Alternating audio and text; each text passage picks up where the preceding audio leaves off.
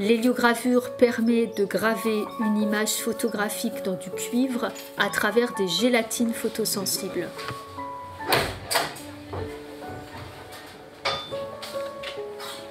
L'acide va traverser les différentes épaisseurs de gélatine pour aller creuser la matrice avec des profondeurs de creux différents.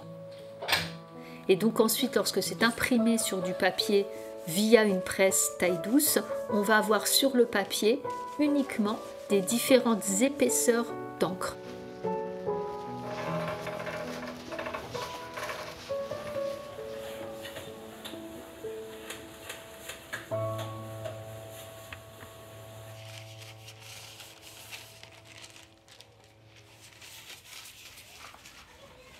À partir d'une matrice gravée, on va pouvoir imprimer X exemplaires sur papier.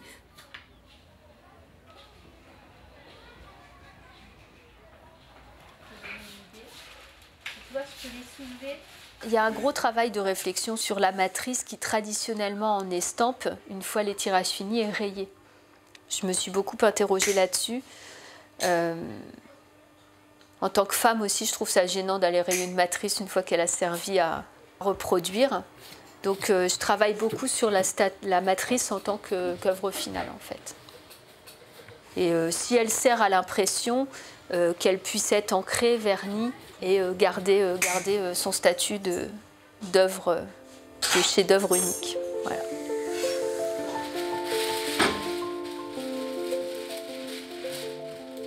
Pour l'exposition Japon, c'est différent. C'est vraiment une œuvre de création avec ce travail qu'on nous avait demandé, à savoir l'héliogravure traditionnelle et l'innovation.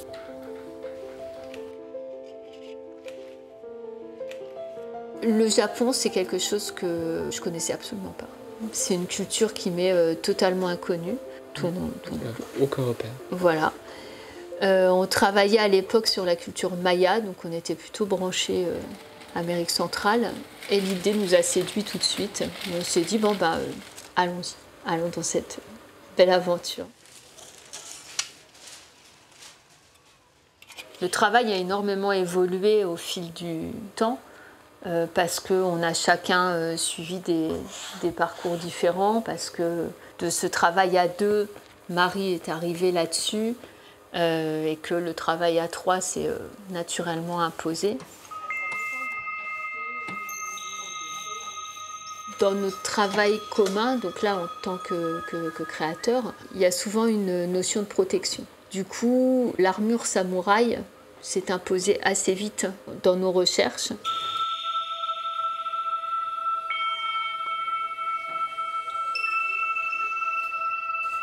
Ok.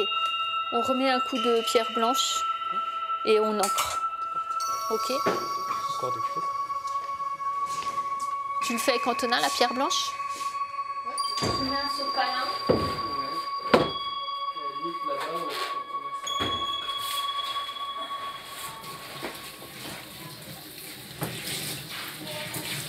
Prends parce que tu vas comprendre les difficultés tu peux anticiper sur l'ancrage.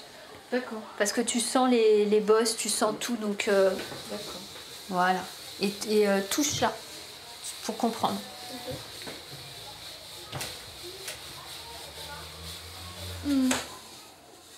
On n'imagine pas avec autant de relief en fait. Oui, c'est vrai. Du tout. Oui, je c'est quand tu la touches. À l'équateur, il y a une vraie ouais. différence de niveau. Oui, là. Ouais. Il y a eu un énorme travail durant 1 an autour de cette notion de samouraï. Techniquement, surtout, ça a été un travail de plus d'1 an de recherche pour réussir à passer de l'héliogravure de la matrice à plat, qui est l'héliogravure traditionnelle, pour l'appliquer au volume de la sphère.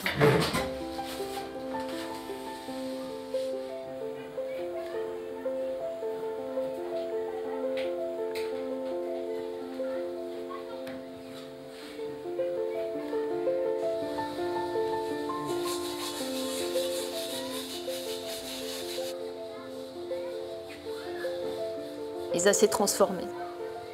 Ça s'est vraiment transformé petit à petit avec un choix de 3 pièces, justement sur cette armure, avec le casque, avec le plastron et avec la jupe.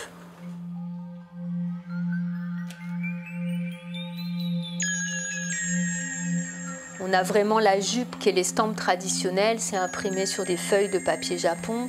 Le plastron qui est vraiment un mélange de matrice et de parchemin héliogravé à partir des matrices qui sont sur le plastron. La matrice a servi à imprimer, mais elle est une fin en soi.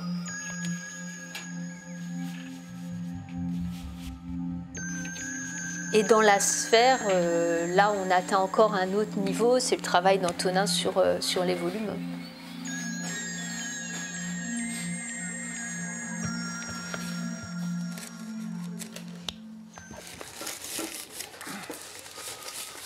Transmettre, ça vient de transmittere, et c'est faire parvenir, permettre le passage, agir comme intermédiaire. Il faut essayer de récupérer le côté miroir.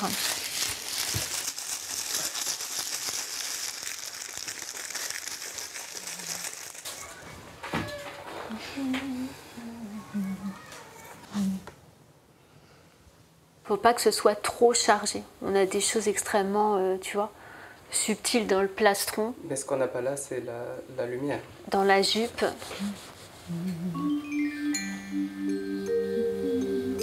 Il faut qu'il y ait un sentiment d'envolée. Il ne faut pas qu'il y ait un sentiment de boulet qui va tomber, tu vois.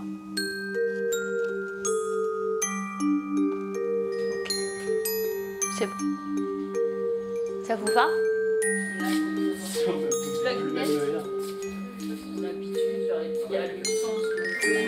On te confie ça, je sais pas si tu te rends compte de ce qu'il y a là-dedans. C'est toute notre vie.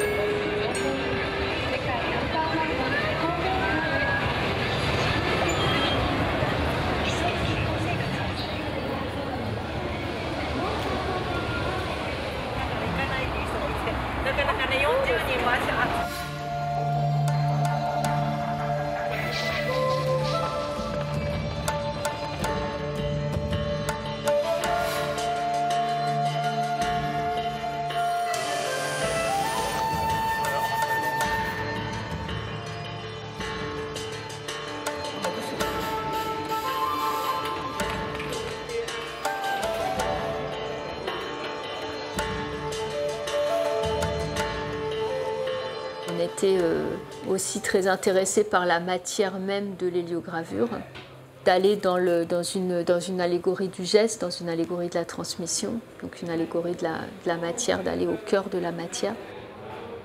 Tu vas aller de l'extérieur à l'intérieur. Le motif, c'est la gélatine de l'héliogravure, c'est la cristallisation des acides, c'est tous ces motifs qui sont éphémères, qui ne sont pas dans le rendu final, jamais, qui ne sont pas mis à l'honneur dans l'hélio et qui pourtant sont la base même de notre geste. Et si là, on en met un là aussi, tu vois? Là. Il y en a un là. Ok? Il va avoir un impact énorme. C'est une pièce où on ne sait pas qui est qui, où il y a une confusion totale. Il y a un mouvement vertical assez important qui va aller vers le haut avec cette sphère qui va émerger et puis partir plus haut. Et puis la jupe avec cette transmission aux élèves qui se déploie, qui tournoie, qui... voilà. Ouais, peut-être partir là du coup sur celle-là. Ouais. Le plastron, c'est le noyau de tout ça, c'est une espèce d'allégorie du maître. Donc du coup, il y a quand même un côté pas mal personnel là-dedans. Et avec la lumière, avec ce jeu d'obscurité de l'éloge de l'ombre de Tanizaki, on ne sait plus si on a affaire à du parchemin, si on a affaire à du cuivre, si on est au-dessus, en dessous.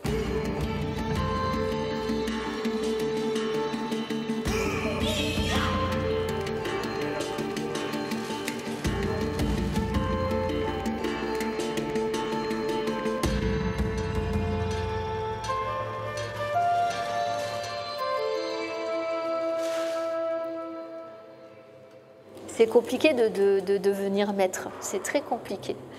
C'est un grand apprentissage. Et ce travail d'1 an et un peu plus autour de cette pièce voilà, m'a vraiment beaucoup appris. On est vraiment dans ce travail de la matrice où on sort de la tradition de l'héliogravure qui est considérée comme un métier de reproduction. Moi, je ne le considère absolument pas comme tel. C'est un savoir-faire de reproduction, mais aussi de création. La preuve en est à travers cette pièce, c'est aussi de montrer cette notion créative qui est extrêmement importante. Cette évolution qui se fait sur des techniques tout en restant extrêmement fidèle au geste, mais de montrer l'apport que chaque être donne, que chaque énergie, que chaque spiritualité apporte à un savoir-faire.